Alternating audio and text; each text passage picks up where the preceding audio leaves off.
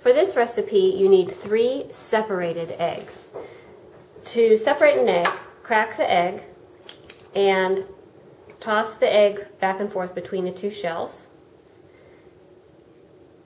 like so. And then you have your egg yolk in one bowl, and because you're separating them, you need to save the yolk. Put the yolk in another bowl. So I've cracked the egg in here. So now I'm going to make sure, I'm going to pour this into one bowl. And I do that because in case I have an accident and accidentally break the yolk, then I haven't lost my good egg white and my good yolk. So repeat the process again.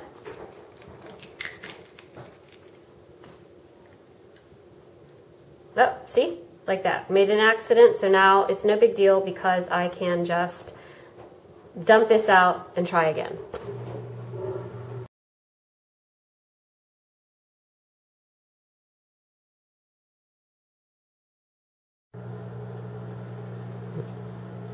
Okay, so we'll try again.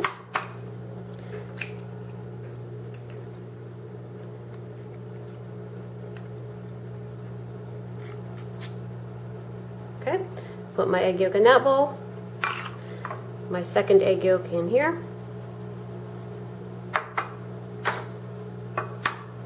Eggs separate best when they're cold, but they beat better when they're at room temperature. So you could separate your eggs and then let them sit out for a while at room temperature. Okay, there's my third egg yolk and my third egg white. These egg whites will be beaten until, it's best to beat the egg whites first before you add any sugar. So you can beat them for about easily a minute, maybe a minute and a half, 2 minutes before you start to add any sugar.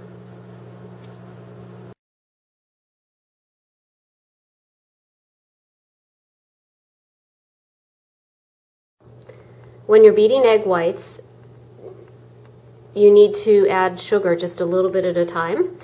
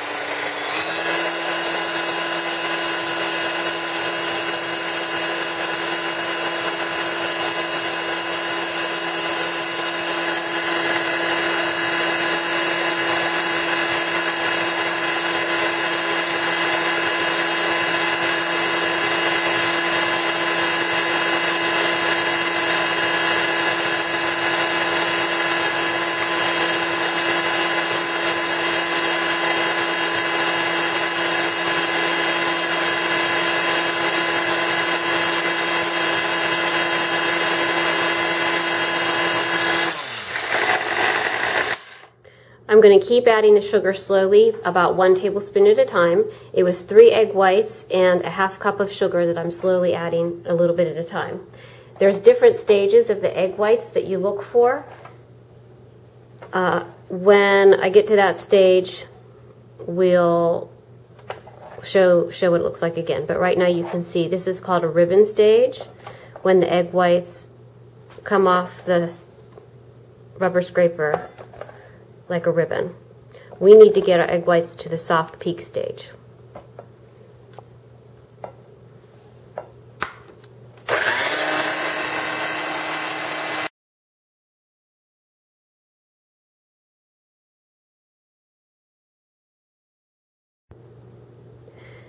These egg whites and sugar are now at a soft peak stage, and you can see soft peak is when you pick up the beaters and it just curls a little bit. There, you can see that's a soft peak when the egg whites come up and stay in shape. Those are soft peaks. And it's still smooth and shiny and glossy. So now we're going to set this aside and work on the other bowl with the flour and baking soda and salt.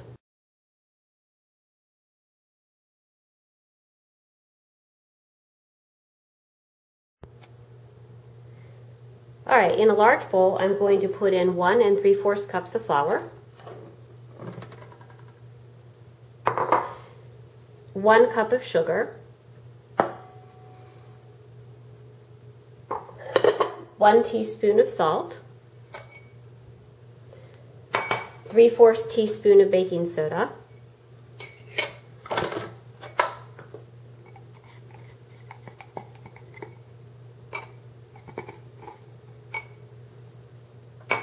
a 1/3 cup of vegetable oil,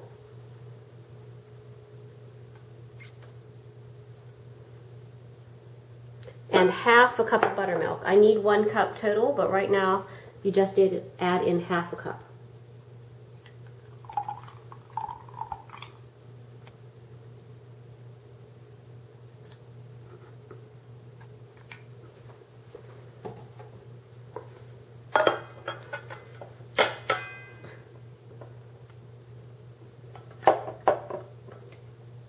Okay, I'll beat this for 1 minute.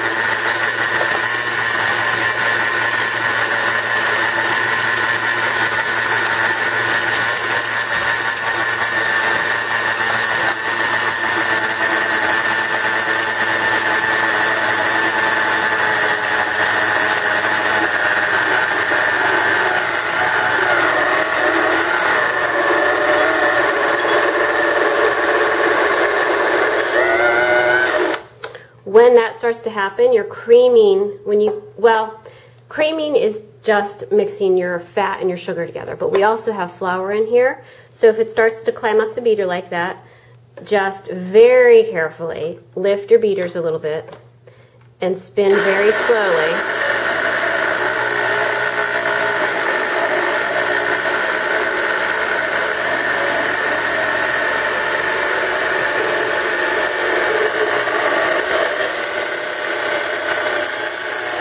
To help work the mixture back down the beaters. Okay, that's been about a minute. So now I will go ahead and add in my remaining buttermilk, which is another 1/2 cup, my 3 egg yolks from earlier, and my 2 ounces of melted chocolate. Here's my other 1/2 cup of buttermilk.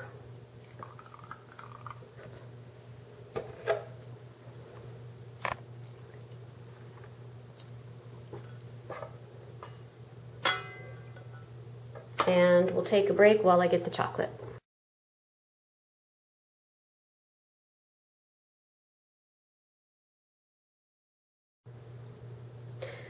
Okay, in this bowl is 2 ounces of unsweetened chocolate, and you need to be very careful when you melt the chocolate that you don't burn the chocolate. Chocolate burns very easily. I melted mine in the microwave on defrost. I had it on defrost the whole time to make sure I didn't burn it. So this was 2 ounces of unsweetened chocolate. There's a lot of different varieties of baking chocolate, so you need to make sure you get the unsweetened kind. Okay, and I'll beat this for 1 minute.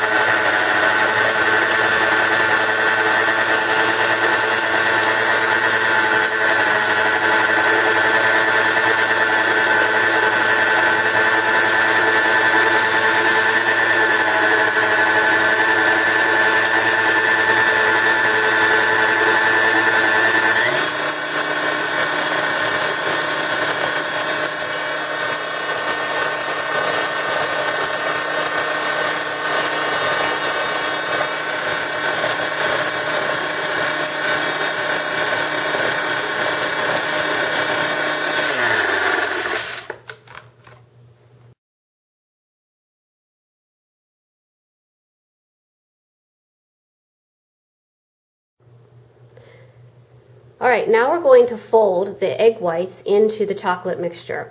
One thing I forgot to talk about when making the egg whites is you have to make very sure that your bowl is clean, your egg beaters are clean, and your rubber scraper is clean. There can be no fat on or grease on any of it, because if there is, then they won't become fluffy like this. You won't get your soft peaks like that. So you have to make sure everything is completely clean before you start to use it. All right, so now I'm going to fold the egg whites into the chocolate mixture slowly. And when you fold, it's just that. It's scrape the bottom, pick it up, go over the top. You're not, if you stir too much, you're going to crush your egg mixture. So I'm just going to spin off the rest of my batter here. Set that aside. Counter a little messy.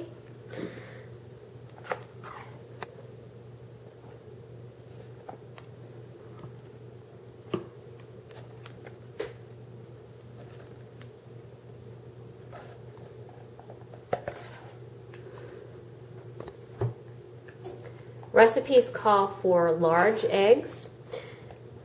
The only eggs I happen to have at home today are extra large, so I do have a little bit more egg white than what you will probably see. So now I'm going to fold these in very carefully.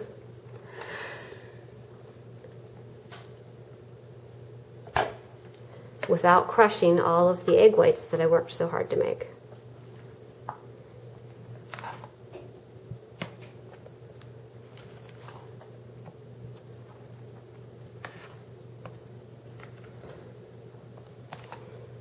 And you just want to fold it enough until you have a consistent color.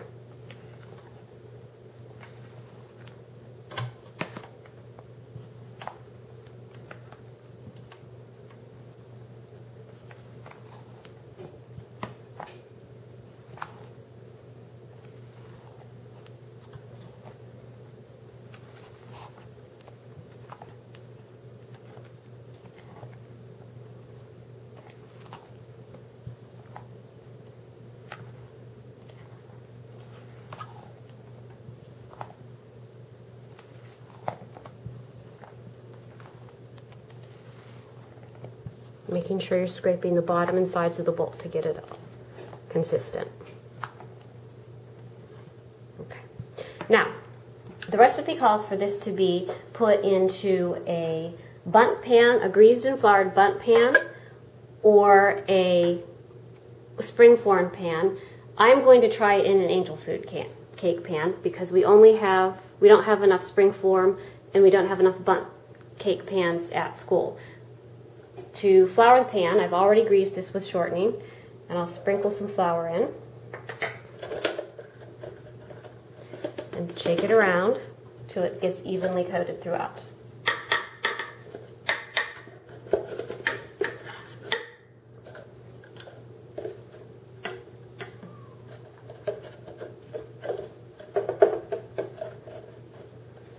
Then if you have any extra flour, you can just tap that into the trash can.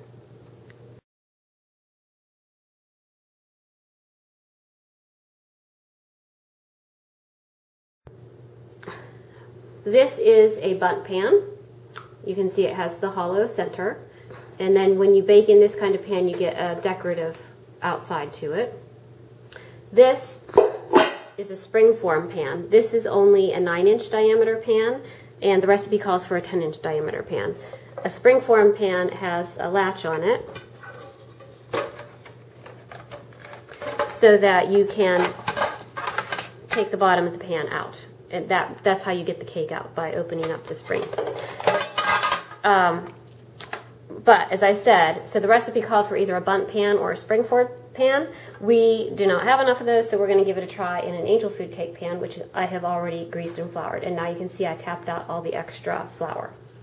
So we're going to pour the cake batter into the pan.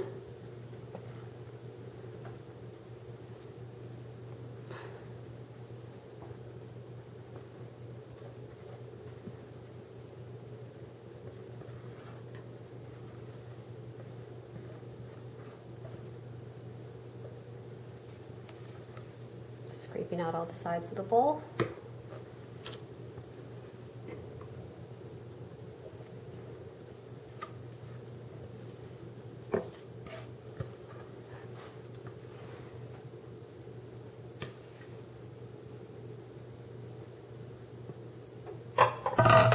And if you do happen to get any cake batter up there, do wipe it off so that it doesn't burn when you're baking your cake.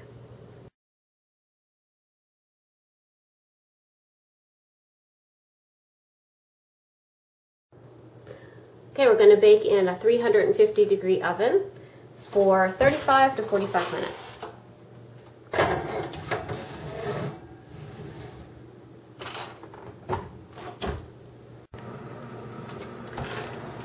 The recipe said to bake the cake for 35 to 45 minutes, and it's only been 35 minutes, but my timer went off.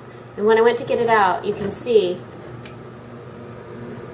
hopefully you can see, the cake is still actually jiggly. And it's very moist looking in the center. I could put a toothpick in to see if it came out clean, but I know it's still not ready. So I'm going to put it back in for at least 5 minutes, and we'll check it again.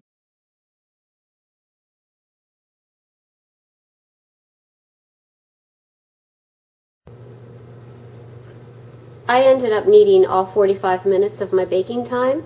And you can see that when it's done, the cake should start to pull away from the sides of the pan slightly. And it is still a little bit moist in the cracks, which is good. You don't want to overbake it and have it completely dry out. Okay, because this is an angel food cake pan, I wanted to point out the fact that it has these feet on it. Not all angel food cake pans have feet, but the purpose of them is to flip the cake upside down and let it cool upside down. And there you have the cake.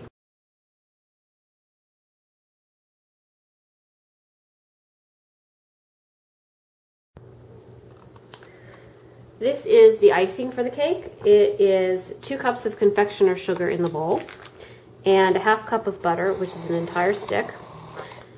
And this is a buttercream frosting. You can also use shortening instead of butter. There's many different ways to make icing, just as there are many different cakes. But most of them use confectioner sugar and butter, or confectioner sugar and shortening.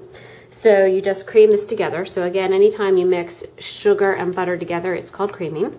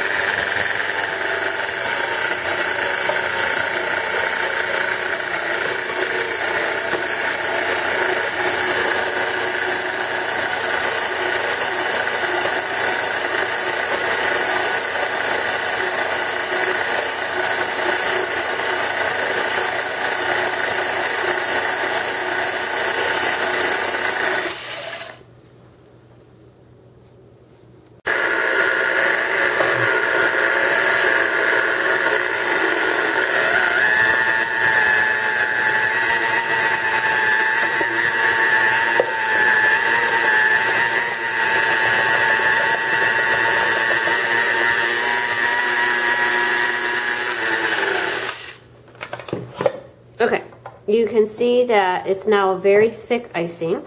And this particular recipe calls for 1 egg white that's been beaten, which means you beat the egg white first, then you mix it in. But I don't want us to use raw egg whites in our classroom. If you wanted to try it at home, you are certainly welcome to, but I don't want us to have raw egg white.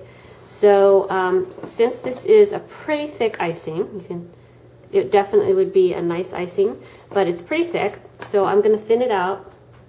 I'm going to add 1 teaspoon of vanilla for flavoring.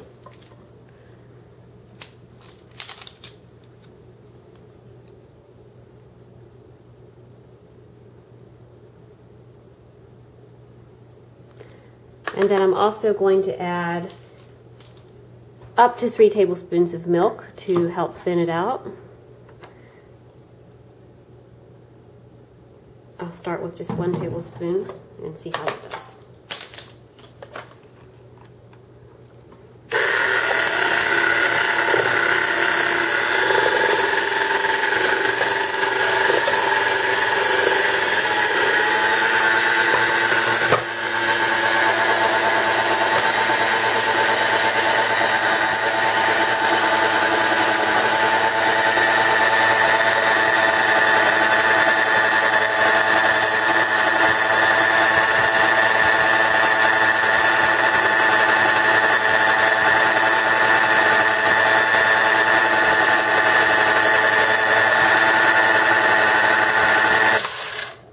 Okay, you can see it's a much smoother, softer icing now with just the 1 tablespoon of milk, so I think that's a pretty good consistency. And then also, if you want to add a drop or 2 of food coloring, you can do so.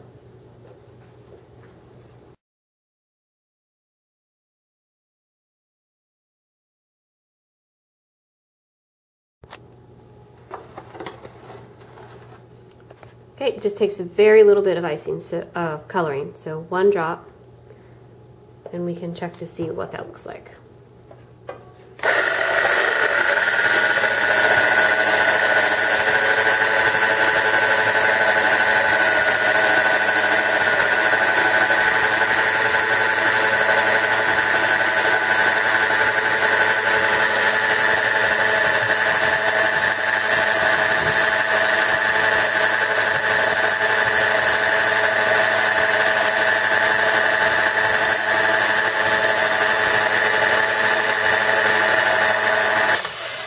I'll continue to mix that in a little bit more, but do be very careful if you use food coloring. It stains the counters and your clothes and your fingers very easily.